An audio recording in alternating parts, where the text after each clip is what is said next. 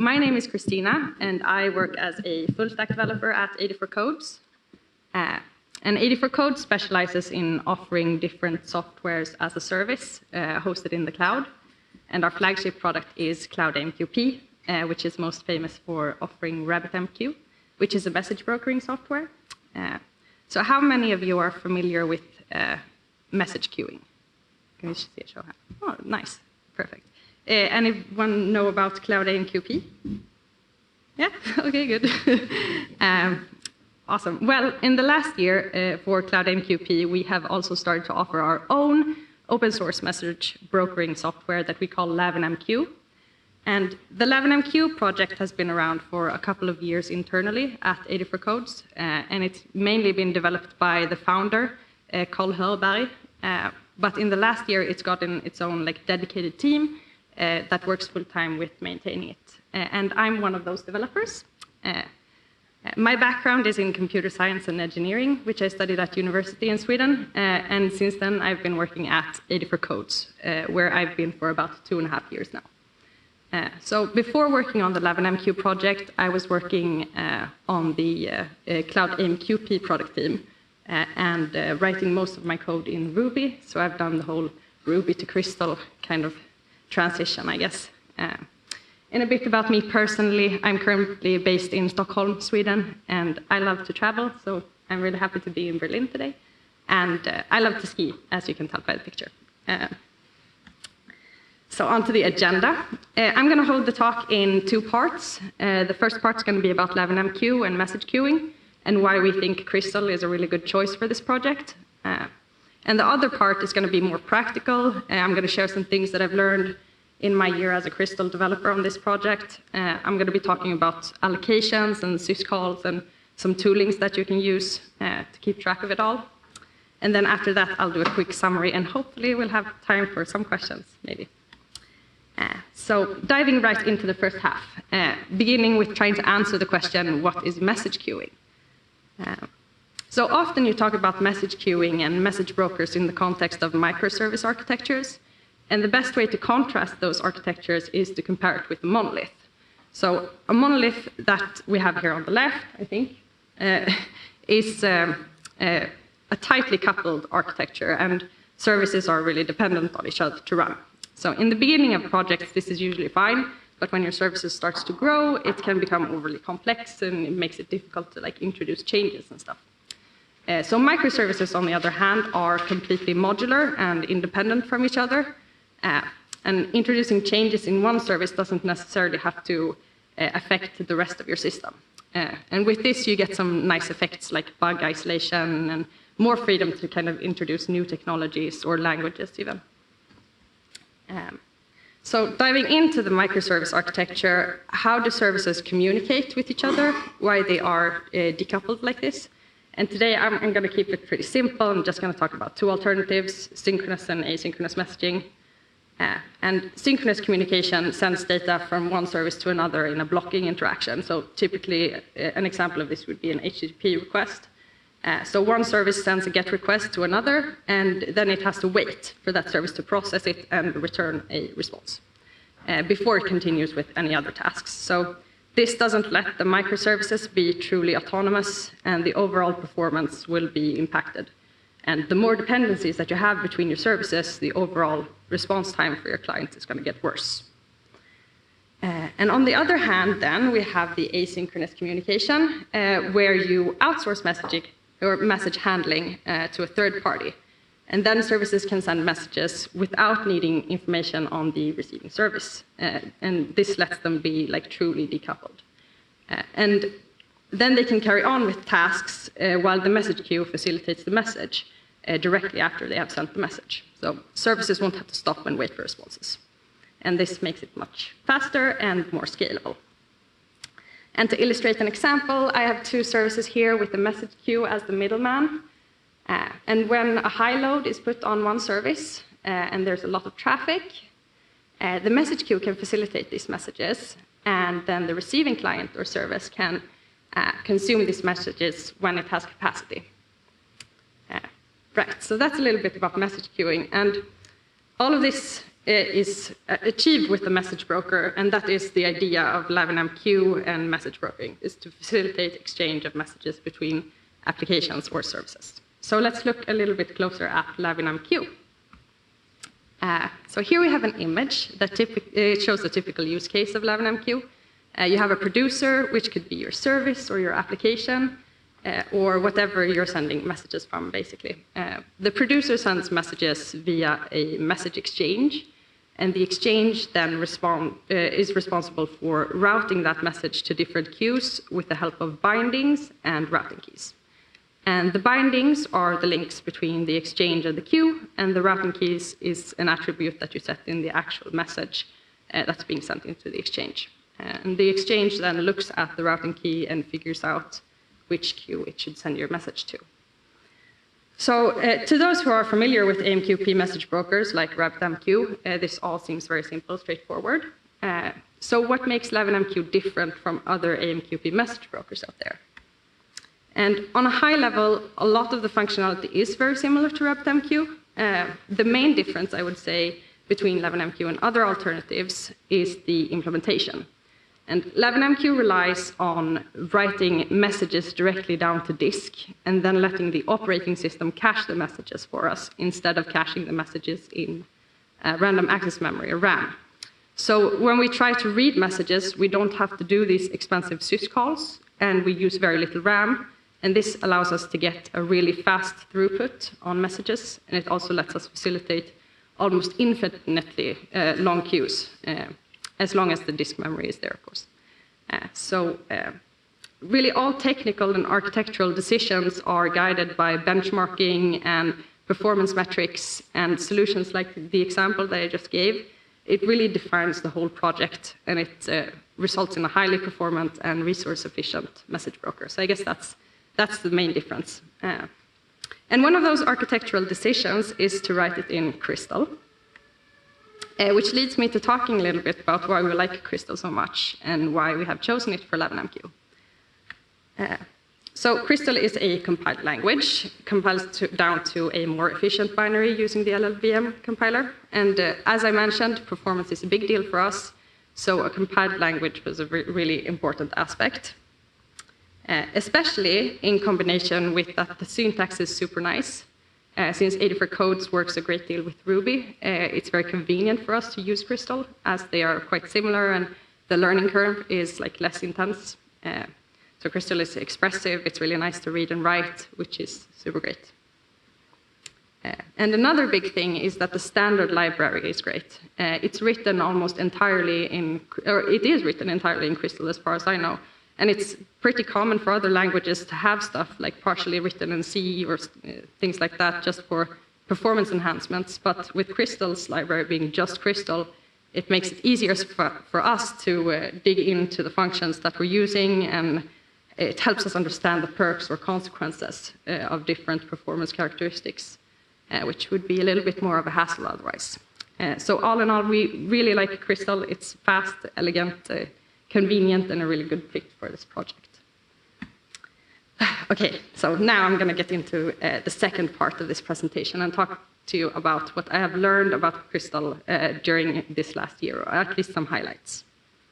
And I want to start talking about allocations and how I've learned to think when it comes to allocating in performance critical code. So there are two ways of allocating memory, a little bit back to the basics here. And that you can either use it, or you can either use the stack or the heap memory. And the stack is faster to process memory allocations. When you allocate on the stack, the value is local to the function, and the memory is freed when that function is executed and finished. The heap memory is slower to allocate and deallocate because it has more complex bookkeeping for the register, and it's also a global resource, so you can access it from more points of the code, but it also needs to be garbage collected. Right, so since I come from a Ruby background, I didn't really think too much about allocations in my day-to-day coding and how they affect performance. Since in Ruby it's all allocated in the heap memory, and I didn't really have to make that choice actively. But in Crystal, this isn't the case, so I get the opportunity here to utilize the stack memory, which can be really good for performance. So I learned to do this as much as I could. Of course, I can't use the stack memory for everything, but if I can identify our most performance critical code, or what some like to call the hot path, for LavinMQ that would be reading data from clients and writing it down to disk as fast as possible. And if I can be very conservative with heap memory in that code, like in that area of the code, I can get better performance overall on the total application. And a good example of how to avoid allocating on the heap could be to look out for allocating class variables in the hot path. And a class is a reference type, so when we allocate a class, its value is stored on the heap memory. So if it's possible, you can try to avoid using classes and instead use something like a value type, like a struct, which is instead allocated on the stack. And of course, I have to say it's not as easy as to just use stack instead of classes. They're still like fundamentally different, of course, and structs are passed by value and classes are passed by reference. So this means that if you pass a struct, you only pass a copy of that value, and the caller won't be able to notice if you're making any changes to that variable. So I guess the rule of thumb here is to keep the structs to immutable objects. And if you were to create mutable structs, you should be very careful with how you handle them, because it can be kind of bug prone. But often we do have some of those type of immutable objects that are not being passed around that much, and the switch from a class to a struct could be a pretty easy change to make, and you can gain some performance from that. And here I've included the benchmarking from the Crystal website, just to show you the actual difference in performance. I think it's like 6 times slow, yeah, kind of 6 times slower to use a class. So yeah. And this struct versus class thing, it can still get me sometimes, because a lot of things can be lurking around as classes. And if I'm not actively checking like the Crystal documentation, these things can slip my mind. So for example, we have strings and arrays that are classes in Crystal. And if you invoke, for example, .split on a string, this will return an array. And like I said, an array is a class, and it's allocated on the heap. So I find that I've learned to always question myself, can I use something else that is more efficient or faster and still get the same equivalent outcome? So here I've written some code which uses string.split, and in the code I want to know how many words are in the string. And a way to do that is to split the string by spaces and then check the length of that array that you get from split. But instead of using split and allocating an array, I can look into the Crystal docs and look around a little bit and find that there is string.count that counts the occurrence of spaces in the string, and that returns an int32, which is a struct. So in that way, I can kind of hack around a little bit and just avoid allocating heap memory.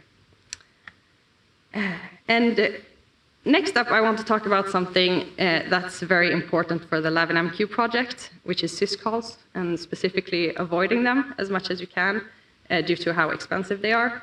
So syscalls are made when a user-level program needs to perform operations that can only be done on a kernel level. So for instance, that could be like opening a file or reading or writing to a socket. And what makes them expensive is like the context switching of threads and stuff like that. So making a lot of repeated syscalls can add like a significant overhead to your software. So let's take the example of reading and writing bytes from a socket. And each time you read, you make a syscall, right? And Crystal is smart with this. It buffers the I/O for the socket, so you don't have to make syscalls for each and every small chunk of data that you're reading. And this is great to have as a default for people who don't really know how their data flow is going to look like. They are safe with this. But however, if you can predict what your load is going to look like, you can configure the buffering accordingly, and you can gain some performance. So for example, if you know that you'll be reading a lot of data, you can tweak the buffer size. And I think the buffer today is defaulted to 32 kilobytes. Yeah, okay, yeah. And you can tweak it to a larger size, and you can read much more data for each syscall. So however you allocate memory, of course, with this buffer, and tweaking it to be larger than you actually need is going to just waste memory space. So it really comes down to how well you know your application and your data flow and making the right changes for you. So for example, if you would instead have an application where you don't expect to read that much data and maybe memory is very critical for you, you can consider to minimize the buffer instead and save that memory space. So yeah, tweaking this value can help with both overhead and memory rationing depending on your application, but if you tweak it incorrectly, it can do the opposite for you, so you have to be careful. And for the last section, I want to share some tooling that we use in the project. First out, as you have seen in the example so far, we've been using the benchmarking tool to understand like the performance of code snippets. And this is a great tool, and micro-benchmarking things can really help you understand how different alternatives is going to affect your solutions. So it's a great tool. I encourage you to use it. And then my teammates on Linux machines can use a tool called strace to monitor how many syscalls are actually being called, just so that we can keep track of it, not let it get out of hand. It's a command line tool. It traces a process ID and it checks the system calls and the signals of a process. And you can install it with like apt-get or whatever package manager that you are running. Mac OS doesn't really have a straightforward way to trace syscalls without hacking around and disabling the system integration protection. So I don't know if I can recommend that you do that, but it's something that you can do. And I think that the tool is called dtrace in that case. So yeah. Okay, so now let's summarize.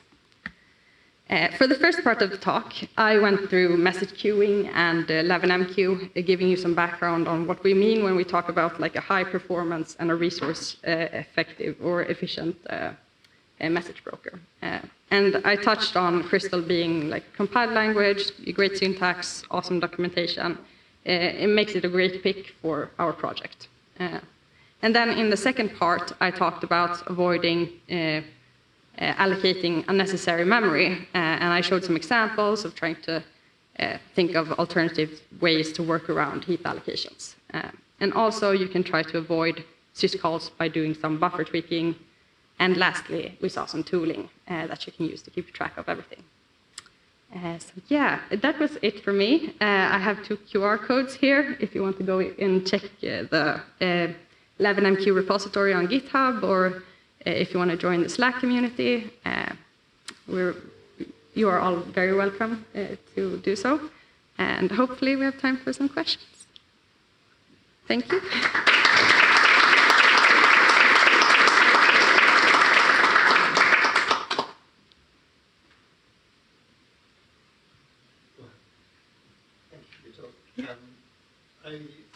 I wanted to ask you about concurrency, because I'm guessing that's kind of quite a big thing for a message queue. And right, yeah. That was a big thing that kind of through the Crystal was the nice support for fibers and channels. And so I wondered, yeah, so like what was your experience and how have you approached the problem of concurrency in LavinMQ? Okay, so the question is, how do we approach concurrency for LavinMQ? And I don't know if I can give you like a really good answer for this. Carl Herberg, which is like the main developer, is working a lot with this. But maybe we can talk a little bit later, just one-on-one, and I can give you a better answer. Yeah, thanks. My question was on the tooling. You mentioned that you use the benchmarking and the tracing of the system calls.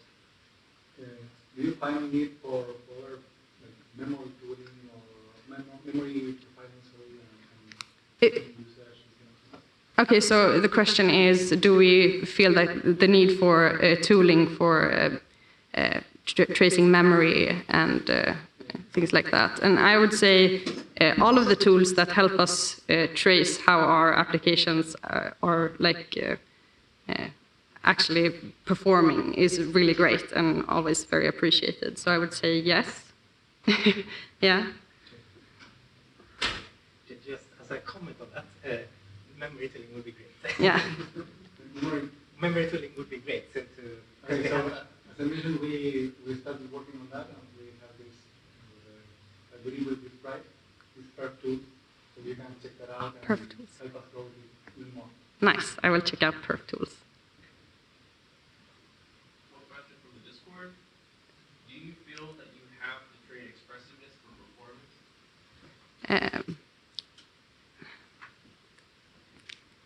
Oh yeah, right. Oh, so the question is, do you feel like you have to trade expressiveness for performance in Crystal? I would say no. I think that Crystal, the way that we are writing code is pretty expressive, and it's still very performant. So yeah.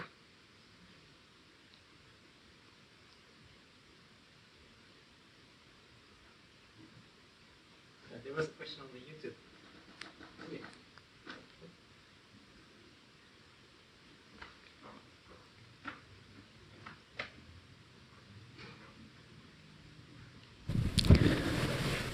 Do you use empty preview, so the multi-threading? Oh, no, or yes, for development, but we don't use it for production. Hopefully soon. Yeah, hopefully soon, now that you are going to work more with it. In your in a developing, do you see a performance improvement using multi-threading? I think that the answer for that is no currently, but we hopefully will see it, especially when looking at like multiple nodes for the message broker. Hopefully we will see a performance boost there. Yeah, that was the question. Okay, thank you.